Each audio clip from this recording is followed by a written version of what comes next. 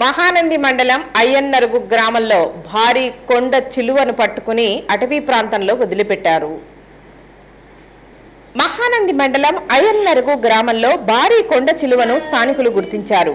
గ్రామంలోని మేకల దొడ్డిలోకి ప్రవేశించి పిల్లలను మింగే ప్రయత్నం చేస్తుండగా స్థానికులు గుర్తించారు.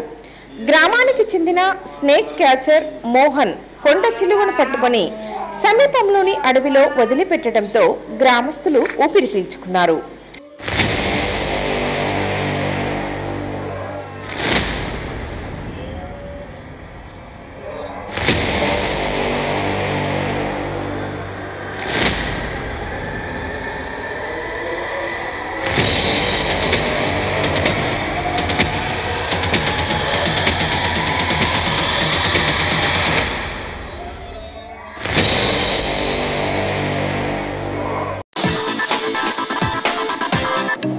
Hi and subscribe to Nandyala Communication.